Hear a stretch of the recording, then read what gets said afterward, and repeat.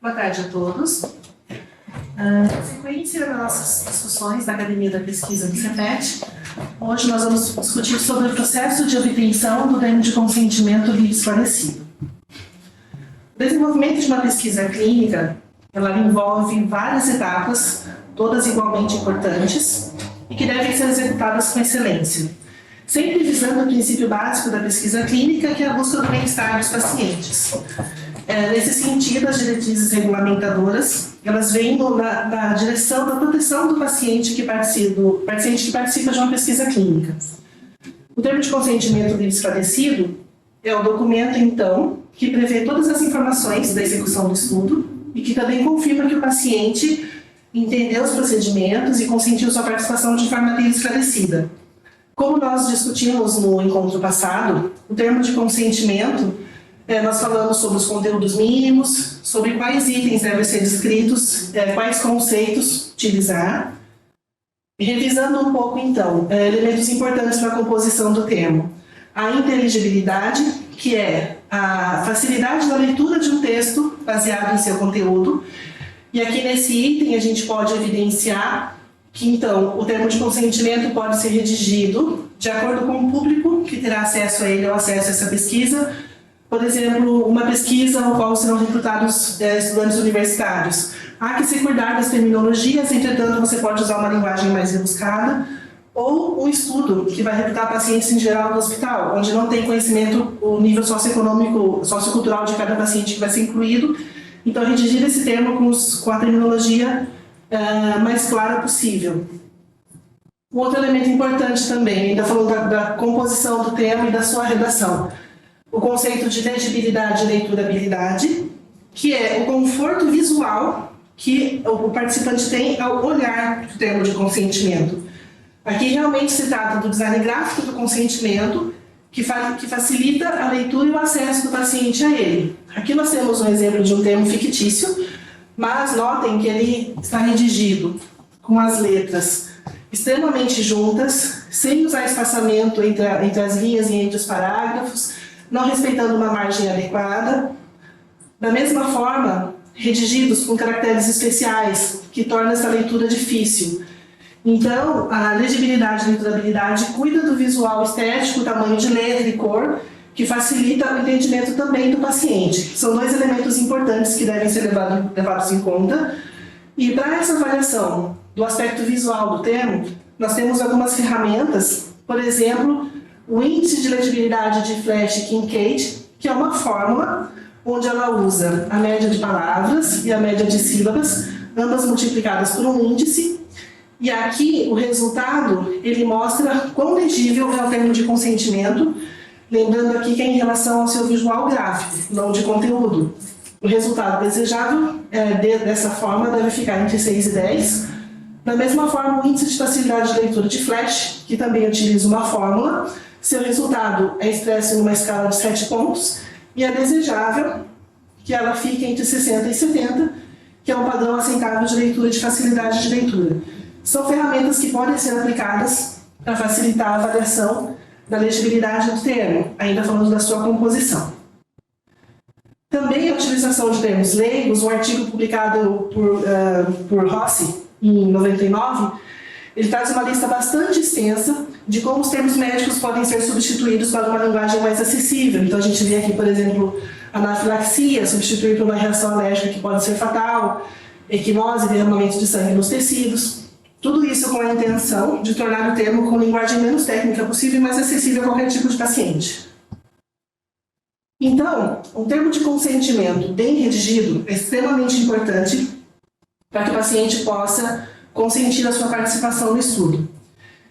E, então, a aplicação desse termo ao paciente é uma segunda etapa, igualmente importante, é uma boa redação do termo de consentimento, que é chamado processo de obtenção do termo de consentimento livre esclarecido, que é o encontro do pesquisador com o convidado a participar da pesquisa. Ou seja, é o momento que o pesquisador, em posse do termo de consentimento, realiza uma conversa, uma espécie de entrevista com o potencial participante de estudo para convidá-lo a participar de um estudo de forma livre e esclarecida. Alguns estudos, entretanto, apontam que esse processo não é feito de forma adequada na maioria dos casos. Aqui nós temos um exemplo de uma dissertação de mestrado apresentada na USP, em 2009, onde 80 participantes que foram convidados a participar de estudos foram avaliados através de entrevistas sendo estruturadas um estudo qualitativo. 97,5% desses 80 participantes assinaram o termo. Um deles recusou e o segundo não se lembra de ter feito a assinatura. Então, notem que desses 97,5% que assinaram o termo de consentimento, relataram que 65% não teve a oportunidade de conversar com o pesquisador. 50% não entendeu o conceito, as informações do termo de consentimento. E desses 50%, 97,5% assinou mesmo sem entender o conteúdo do termo. E também, e bem alarmante, 33% dos 80 participantes não leram o termo de consentimento, embora tenham assinado. Um segundo estudo, de 2017, também com 80 participantes, todos eles participaram do estudo clínico, assinando o termo de consentimento, porém eles relataram que não foram informados sobre 48,6% não foram informados dos riscos do estudo, 37,7% sobre os benefícios, 50% não tinham conhecimento, não foram informados quem era a pessoa de contato do estudo no caso de alguma adversidade ou algum evento adverso. 37,1% não foram informados que poderiam retirar o consentimento a qualquer momento, sem que isso causasse prejuízo na assistência, ou seja, não receberam a informação que sua participação poderia ser interrompida a qualquer momento e que seu atendimento seguiria da mesma forma. E alarmantes, 62,2% dos que assinaram o termo não leram o documento. Então, esses dois estudos mostram que o processo não foi feito de forma adequada. Aqui a gente não avaliou o conteúdo do termo, mas sim o entendimento do paciente. Então, aqui pesa bastante essa entrevista do investigador principal ou da pessoa delegada por ele, da transmissão das informações aos pacientes. Então, na condução do processo do consentimento, da assinatura do termo de consentimento livre esclarecido, o que é importante evidenciar? São 3 passos importantes. Primeiro, identificar quem é o participante potencial, fornecer as informações para esse participante e o momento da decisão, onde o paciente decide se ele quer tomar parte do estudo ou não. Na primeira etapa da identificação do participante, em que circunstâncias que se encontra esse participante. É importante aqui verificar se ele tem competência e capacidade na aquisição e compreensão das informações que vão ser passadas e se vai ser necessário um representante legal ou não. Esse é um momento bastante importante, porque a necessidade do representante legal depende também da sensibilidade do investigador e da pessoa que aplica esse termo. Porque o paciente ele pode ter condições cognitivas de decidir. Entretanto, naquele momento, naquela circunstância, ou o paciente pode estar sentindo dor, desconfortável com algum processo, ou até mesmo ele pode estar naquele momento abalado emocionalmente com algumas circunstâncias, ou da sua doença, ou do internamento. Então é necessário que tenha uma sensibilidade nesse momento de verificar se é o melhor momento do paciente. Porque a chance é muito grande de que o paciente aceite participar, para se livrar daquele momento e daquela entrevista, ou que o paciente concorde com a sua participação, também para terminar aquele momento e depois de uma avaliação posterior, se arrependa da sua tomada de decisão porque ela não foi feita de forma adequada. Então é muito importante perceber essas circunstâncias. Avaliado aqui e definido que nesse momento é o momento ideal para o paciente, então acontece a transmissão das informações pelo pesquisador ou a pessoa delegada, onde as informações são passadas e todos os esclarecimentos sobre os procedimentos da pesquisa são feitos, e isso deve ser documentado, essa evidência de que a informação foi devidamente transmitida. Em relação à transferência das informações, é importante, então, descrever para o paciente verbalmente a natureza, os objetivos, os benefícios e as consequências e os riscos da participação no estudo. Lembrando que aqui, quando nós tratamos dos riscos, é importante detalhar também que na ocorrência desses riscos, quais são os procedimentos feitos para que eles sejam minimizados ou resolvidos. Descrever, falar para o paciente os direitos e as garantias de proteção, ou seja, o direito que ele tem de se desligar do estudo a qualquer momento, sem que ele tenha que dar uma justificativa para isso, e também garantias de proteção quanto à sua confidencialidade, na ocorrência de algum evento adverso, mesmo que não se comprove o nexo causal com a pesquisa, que ele vai ser atendido da maneira adequada. Informar as condições da realização da pesquisa, quais procedimentos serão feitos, em qual o tempo da pesquisa e o que envolve, quais são os procedimentos que envolvam sua participação, e também tratamentos alternativos. Explicar para o paciente que participar da pesquisa não é a sua única alternativa de tratamento e quais são as opções que ele teria, né, nesse caso. Essas informações, elas têm que ser concisas, completas, relevantes e compreensíveis para um leigo, e também deve incluir um sistema de compensação por dano, se aplicável, que o paciente é coberto no caso de qualquer dano e vai ser atendido nesse caso, sem restrição, tanto de tipo de atendimento quanto tempo de atendimento. Acesso aos resultados. Os pacientes, eles podem solicitar acesso aos resultados do estudo, quando o estudo é encerrado, da mesma forma que no caso de estudo onde a medicação é cegada, com comparação com placebo, o paciente também tem direito de saber se ele utilizou placebo, a medicação ativa e quais foram os resultados desse estudo. E também muito importante é verificar se houve total compreensão dessas informações e registrar esse processo.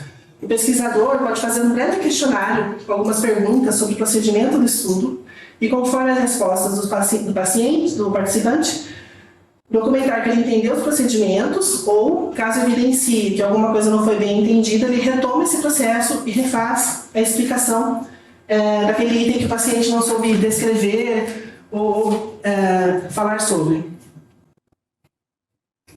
É importante também as condições adequadas, como eu havia falado, das condições do paciente naquele momento.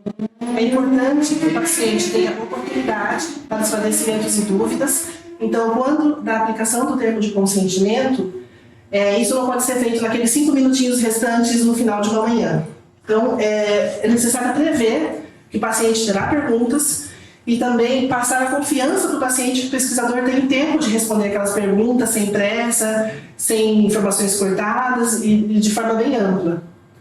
Então, verificar a compreensão e o completo esclarecimento e a ausência de fatores indevidos de coerção ou de influência potencialmente interferentes no processo. É uma linha muito tênue que divide os benefícios de o paciente participar do estudo e da coerção. Então, é muito importante que o paciente tenha conhecimento dos benefícios que ele vai ter em participação na pesquisa, mas que isso não seja o motivo da decisão dele na participação. Há que se explicar isso de uma forma bem sensível para que o paciente entenda essa separação. Então, feito o processo comunicacional com tempo e contextos adequados, é o momento da decisão do paciente. Nesse intervalo, entre a explicação das informações, o pesquisador se certifica que todas as informações foram recebidas.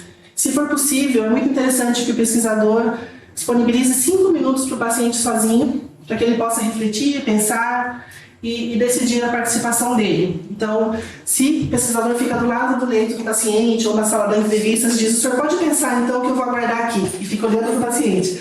Esse não é o momento adequado e não é respeito à individualidade do paciente no poder de decidir. Então, deixe o paciente um momento sozinho. Se ele tiver algum familiar acompanhando, deixe que ele discuta com o familiar naquele momento. No caso dos pacientes que não estão internados, é aceitável que nesse momento ele possa solicitar que ele vai para casa com o termo de consentimento, conversar com a família e retorna no dia seguinte com a decisão. Isso é possível de ser feito, é até aconselhável, que faz parte da rede de apoio do paciente. Então, com o paciente definindo aqui nesse momento que ele tem condições de participar do estudo, então a gente procede, ele decide com autorização e a gente procede com as assinaturas. Essa evidência documental da tomada de decisão, se o paciente recusa participar, a recusa deve ser documentada no prontuário do paciente, lembrando que ele não tem que dizer o motivo da sua recusa da participação, mas documentar que o paciente recusou, ou se ele concorda em participar, então procedemos com as assinaturas. O termo de consentimento, então, ele é publicado em todas as páginas, assinado e datado pelo participante, pelo investigador ou da pessoa que conduziu o processo, que é delegada pelo investigador.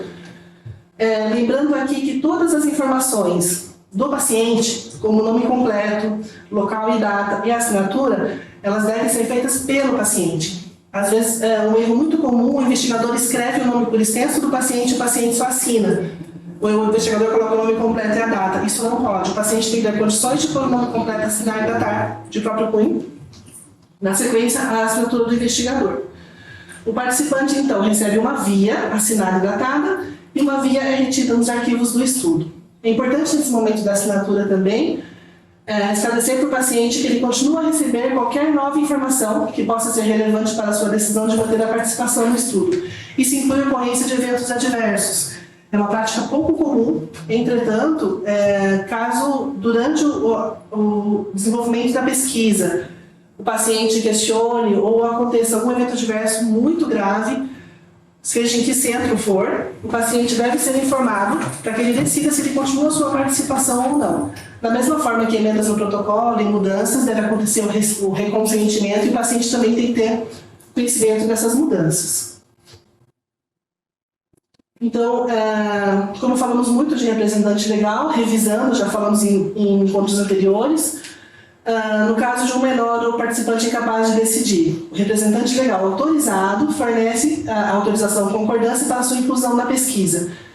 Entendendo aqui como representante legal, a pessoa singular ou coletiva que tem poderes para fornecer o consentimento em nome de um sujeito incapaz ou de um menor. Podem ser, no caso de um paciente legalmente casado, a esposa, os pais e os filhos. E no caso de pacientes solteiros, os pais e os filhos legalmente reconhecidos. Então, em conceito de menor, é o sujeito do ensaio que não atingiu a idade legal para seu consentimento esclarecido. E nesse caso, ele deve ter acesso ao termo de assentimento, que a gente fala na sequência.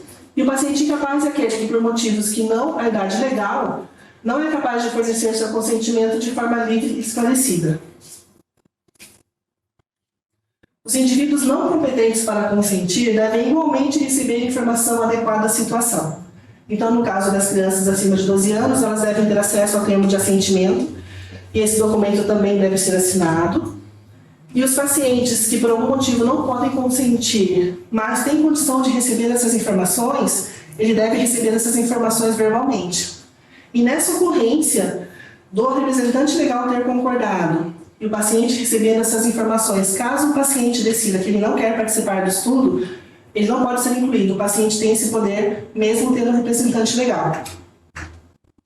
E no caso das crianças acima de 12 anos, a mesma coisa. Eles assinam o termo de assentimento e recebem as informações da pesquisa de forma compatível com a sua idade e seu poder de entender os procedimentos. E se a criança se recusar, ela também não pode ser incluída no estudo.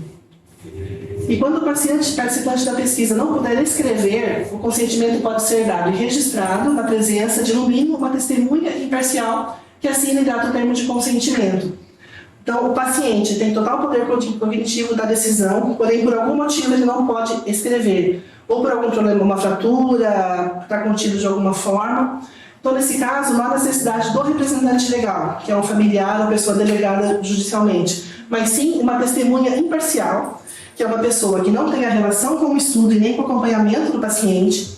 Essa pessoa acompanha a entrevista do investigador com o paciente e ela assina o consentimento pelo paciente, claro, detalhando todo esse processo no prontuário do paciente. Então, por fim, processo do consentimento informado. Ele deve ser um processo que garanta a confiança, ou seja, o paciente tem que ter a garantia que ele vai receber o melhor atendimento possível e confiar tanto na equipe médica quanto nos procedimentos éticos de que ele será protegido.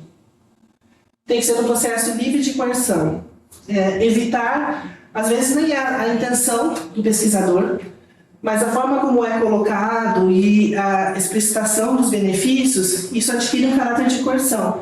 Então, muita sensibilidade nesse processo de retratar os benefícios e o quão bom é a pesquisa, para que isso não seja o foco da decisão do paciente. Motivação. Da mesma forma, descrever para o paciente que pode ser uma opção de cura, que é uma boa opção de tratamento, entretanto, sem fazer disso algo maior do que riscos. Rede de apoio. É importante também que o paciente saiba que toda a equipe médica estará disponível para acompanhamento, da mesma forma que ele pode contar que os familiares também recebam essas informações e que ele tem tanto médicos do estudo como toda a equipe multiprofissional voltada para a sua assistência. A compreensão, garantir que o processo do consentimento foi bem compreendido pelo paciente. Um paciente bem informado é um paciente que tem aderência à pesquisa e que vai cumprir todas as etapas dela. A tranquilidade. O paciente precisa entender que ele não é uma cobaia, que ele não é um ratinho de laboratório, que esse estudo, a regulamentação ética garante de que todos os direitos dele vão ser resguardados. Ele tem que ter essa tranquilidade na sua participação. Ele tem que entender a existência dos riscos, da mesma forma que deve ser muito claro quais seriam as soluções dadas na ocorrência dos riscos e qual seria o atendimento para o paciente, a explicitação de todos os benefícios que ele terá com a pesquisa. E voltando à nossa frase base, um paciente bem informado é um paciente que adere ao estudo. Muito obrigada.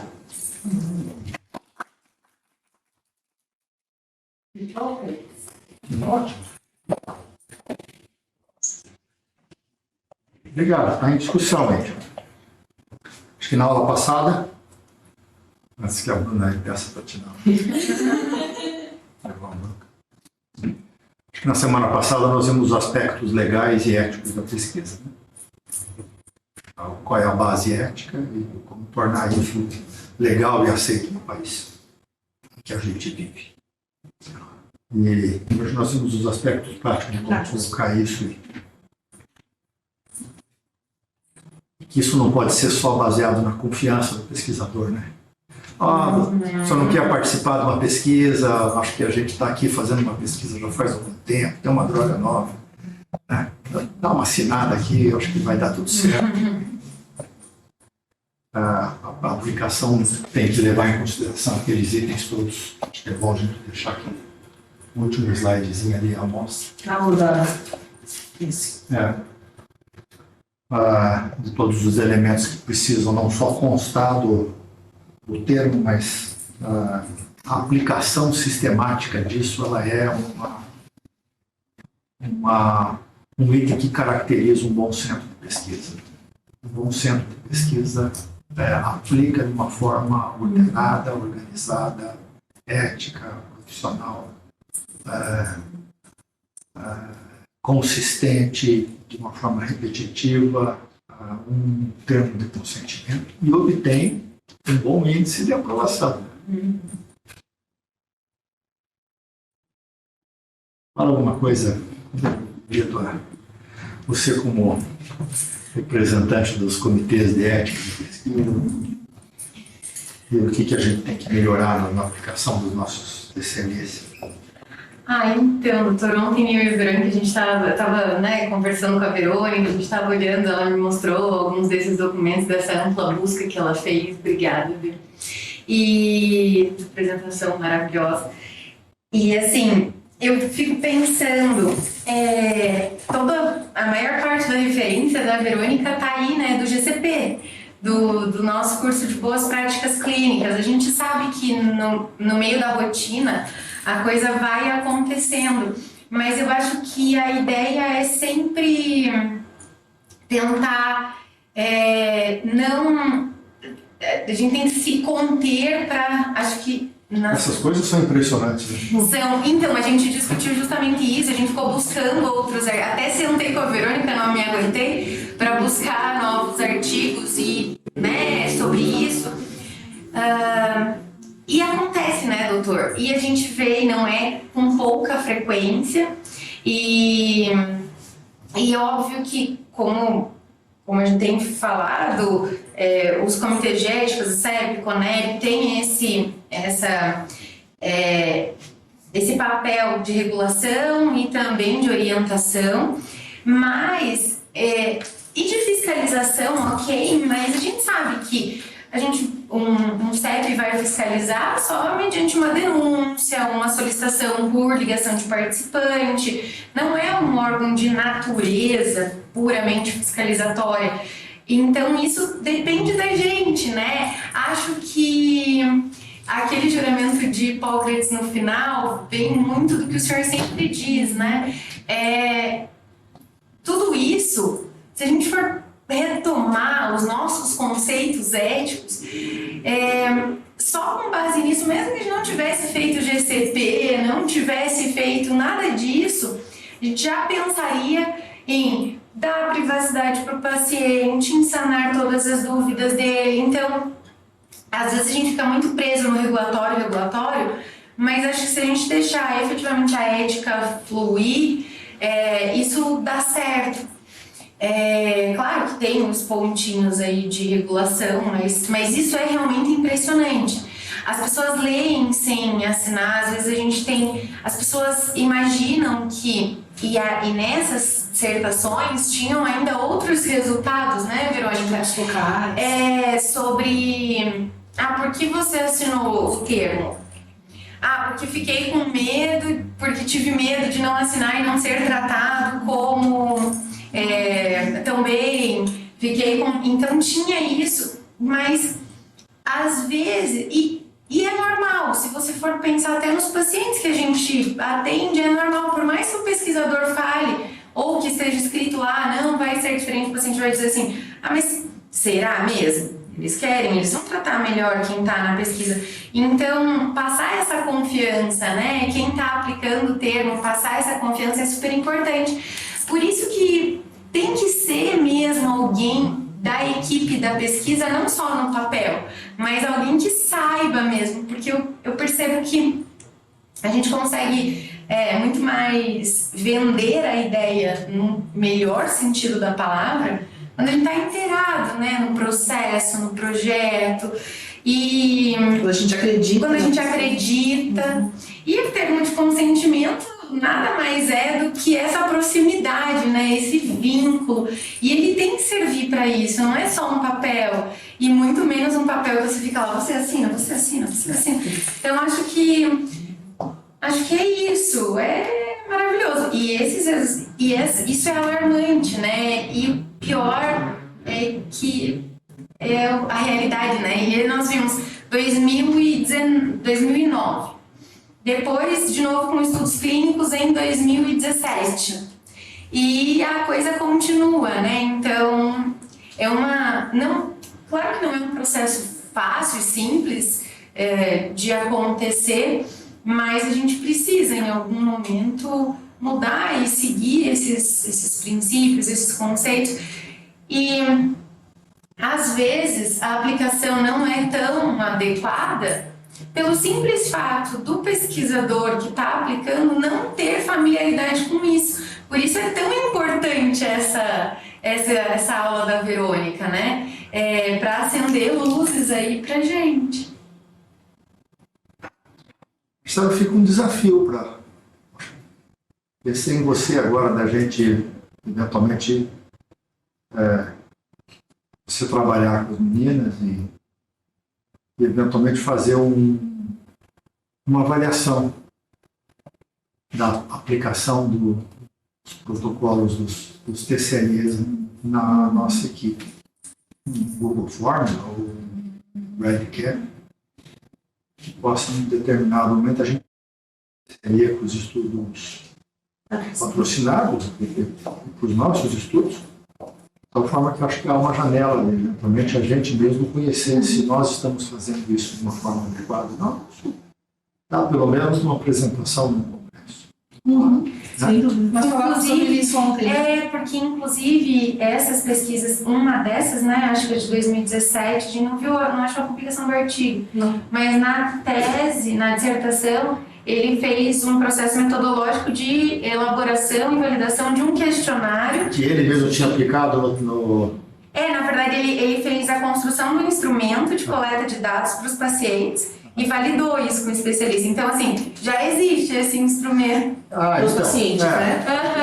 E a gente pode adaptar também, e até, quem sabe, num segundo momento, claro que o senhor está falando para a nossa equipe interna, mas quem sabe, num segundo momento, até para os nossos pacientes de pesquisa, enfim. Até para isso serve para nós fazermos uma retroalimentação, para ver se nós estamos fazendo isso de uma forma adequada ou não. E no final das contas, você quer que o paciente compreenda aquilo que você quer fazer, né? Não que você obtenha assinatura. Letícia, me lembrei de uma coisa agora. Não sei se isso é verdadeiro ou não, mas pretensiosamente. Nós, como equipe de unidade de terapia intensiva, na nossa reunião da terça-feira da semana passada, a gente fez uma reunião sobre famílias.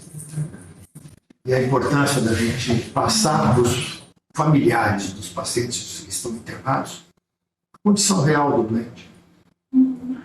Né? Em diversos aspectos, você abre mais a unidade de terapia intensiva, fecha mais ou não. De alguma forma, me parece que nós somos treinados, vocês são treinados, como médicos do TI, a sistematicamente a arrumar um lugar onde você possa conversar com a família, ter uma postura adequada, ter uma linguagem que a família aceita, passar de alguma forma confiança, criar para a família os riscos que o paciente tem, os benefícios, se a tua terapêutica está sendo correta ou não, eventualmente dar para eles algumas opções de tratamento, se eles aceitam ou não. Né? A gente faz isso muito frequentemente em limitação de suporte avançado de vida. Né? Chama uma família numa sala, eventualmente discute isso com... Me parece que é o ambiente que segue mais ou menos aquelas mesmas considerações que a gente precisa de ter num consentimento, num termo de consentimento livre informado. Né? Você passa para a família informações que são importantes para eles, de uma forma que ela possa entender isso. Isso foi na terça-feira da semana passada. Na terça-feira passada, ontem, a gente falou de morte encefálica e de doação de órgãos. Né? Que também é uma situação que, eventualmente, a gente faz o diagnóstico de morte encefálica, depois vai fazer uma discussão de doação e a gente tem que fazer a mesma coisa. Né? Nós ou uma outra equipe também tem que, eventualmente, encontrar o familiar, quem são as pessoas que vão ser responsáveis, passar as informações corretas, né? De uma forma limpa, com uma linguagem que eles possam entender, para poder obter esse consentimento da doação de órgãos. De alguma forma, esses princípios que regem, né, a aplicação de um TCLE, posso dizer que talvez a gente esteja relativamente mais bem treinados como equipe para poder aplicar isso. Com certeza. Você tem tido alguma dificuldade na hora de pedir um consentimento, por exemplo, para fazer uma punção ou para poder fazer um procedimento? Não sinto mais isso. Nem eu nem meus colegas. Assim, é um exercício diário, né? Desde a passagem do boletim, assim, até a gente realmente chegar a definir, né, o SAB, o suporte, limitar suporte. E a gente, como acaba convivendo com outras especialidades, né, diversos hospitais que a gente faz, a gente vê muito a diferença com as equipes assistentes, por exemplo, a linguagem, né, que eles usam para abordar. Não, essa família aqui, não dá, a gente não consegue limitar, eles não aceitam. É simplesmente porque eles fazem a pergunta errada, né? E a gente conversa, numa conversa simples, a gente já vê que é diferente, e a gente já chega falando, né, tudo que a gente faz com clareza, sem esconder nada, a gente aprendeu que tem que ser assim. Isso passa a confiança e a gente tem um retorno, que é depois da confiança de que a gente realmente está fazendo o certo, mesmo quando está limitando. A gente está dizendo que a partir daqui a gente não vai mais agregar nenhuma outra terapia. E o familiar compreende que, que a gente ainda está cuidando, que é um cuidado diferente. Isso, nesses 2 anos de residência, ficou muito claro assim, para mim. Isso já faz parte do nosso DNA, da nossa rotina. Então, nós temos que ter, na hora de aplicar um consentimento, um termo de consentimento livre informado de uma forma adequada, correta, que é uma formalidade ainda maior do que essas todas. Tem um texto para poder ler, para poder explicar para o familiar ou para o paciente. A gente tem que ter resultados melhores que esses. Né? Senão nós estamos no mesmo nível. Então era uma coisa legal da gente fazer uma comparação, sabe? Se nós somos uma equipe que realmente faz isso de uma forma correta. E se nós somos um instituto, um centro de pesquisa que sabe aplicar isso do ponto de vista de quem recebeu as informações. Júlia. A Júlia foi. Eu queria agradecer É igual eu falei na aula passada, né? Eu não tinha muita noção. E se a gente for parar pra pensar em alguns Você nunca casos... aplicou um TCLE? Nunca tinha aplicado? Não. Eu, tipo, visualizei ele ali nos patrocinados, mas de ver... Antes você nem sabia de TCLE. Sabia que existia, mas, tipo, nunca tive contato, né? Ai, ninguém me deu pra ensinar nada, e eu também Em que ano não você tá? sei. Eu tô no terceiro. Não precisei aplicar pra ninguém, né? Então, a gente, assim, sabe da existência, sabe mais ou menos o que é, mas quando a gente para pra olhar a fundo, assim, a gente vê a abrangência que tem, a quantidade de normas e jeitos pra gente fazer e, né, fazer certo. Então, foi muito esclarecedor e essa aula acrescentou ainda mais. Obrigada, Bê. Eu só tenho uma pergunta em relação ao resultado. Tipo assim, quando o paciente, ele, né, vamos supor ali no nível 301, ele foi internado, aceitou participar da pesquisa e ele tem lá, né, todas as visitas que ele tem que fazer. Se ele quiser saber o medicamento, se ele usou o medicamento, se ele usou o placebo antes do resultado, ele pode? Não, porque é um estudo cego, na verdade ninguém sabe.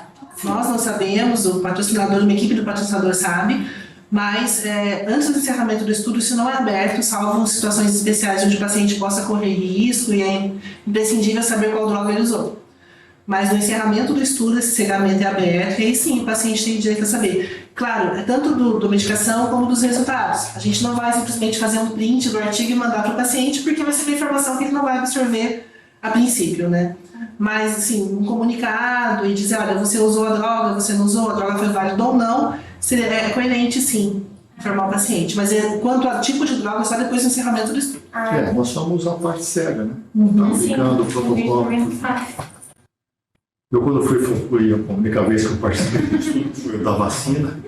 Na hora que veio a vacina, eu queria saber se eu estava tomando a vacina ou estava tomando o placebo, né? A moça disse assim, doutor, o senhor sabe que a gente não sabe se é. Ai, que você sabia, né? A cor é a mesma, tudo. Mesmo que você tortura, não sabe. É igual, tipo, quando eu fui tomar vacina mesmo, que já era vacina. Eu falei, gente, será que você me deu a vacina mesmo? Aí depois fiquei ruim, eu falei, fiquei vacina. O pior é que eu não senti nada quando eu tomei placebo, eu tomei placebo das 2 vezes. Eu tinha certeza que tinha tomado placebo. É verdade, o senhor chegou aqui e falou assim, ó, tomei placebo. Placebo. Depois tomei a vacina, eu não senti nada, tomei o placebo. Mas a gente fica, né? A gente tem essa curiosidade, é normal. Mas muito bem, parabéns, Verônica. Bom, de tudo isso que a gente tira das 2 aulas, na verdade, de toda a parte, a primeira que não é fácil fazer um TCLE, a segunda que também não é fácil aplicar um TCLE, a pessoa tem que ser capacitada para isso, não adianta qualquer pessoa chegar e querer. Mas também o que eu tirei disso tudo é você ser uma pessoa que tem empatia pelo paciente, né? Acho que a palavra ideal para tudo isso, você tem empatia, você pegar, principalmente para esses dados que são elementos, você está ali deitado, que vai participar de um estudo, pensar que o médico não te avisou de nada, ele só te deu alguma coisa para você ler, às vezes tem palavras que não são adequadas, igual a Verônica mostrou, às vezes mesmo a folha está errada, a escrita está diferente, então assim, é muito complicado a gente pensar que ainda existe isso, né? E eu tinha anotado, né, a pergunta referente a causas especiais que a Verônica passou, mas só para salientar a parte é relacionada à pessoa analfabeta, né? Que existem alguns casos que às vezes a pessoa que era analfabeta assinava as coisas com digital, né? Quando estava digital eu colocava lá. Aí você disse sobre uma pessoa imparcial. Sim. Comente sobre isso. Mas, por um outro lado, se a pessoa tiver junto com um acompanhante, que seja, vamos pensar aí que a maior taxa de pessoas que são analfabetas são idosos, né? Que tiveram seu estudo e tudo mais. Estiver ao lado do seu filho, que saiba ler e tudo mais, ele pode assinar o termo para você. Assina como representante legal. E ainda assim, para o paciente analfabeto, a gente coleta digital.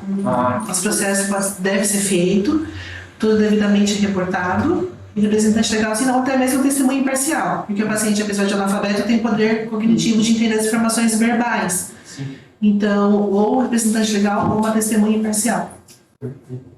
Essas dúvidas, agradecer, né, primeiramente, tanto a Verônica quanto também a academia da pesquisa que está proporcionando os aprendizados para todos nós. Parabéns.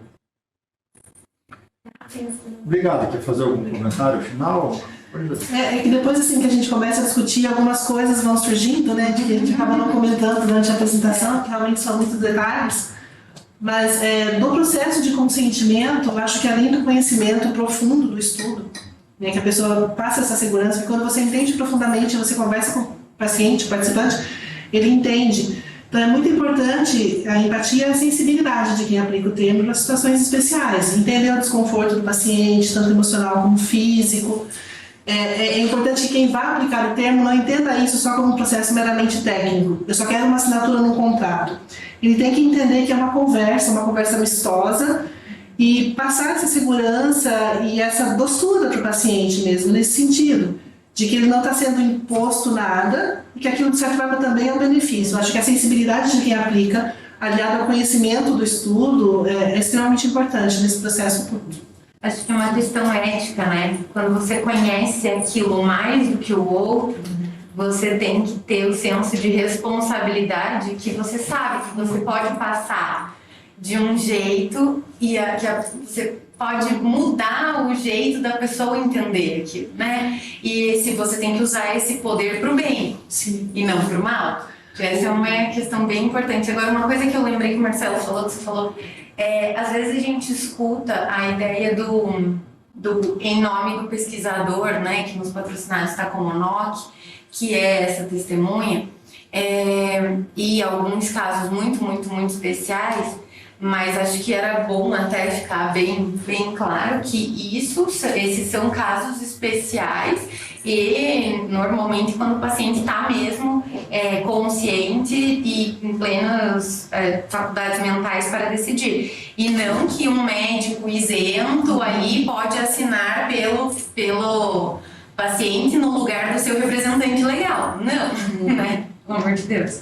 E uma frase de um dos participantes dos nossos estudos, na última visita, ele disse claramente assim: doutora, eu participei do estudo porque era você.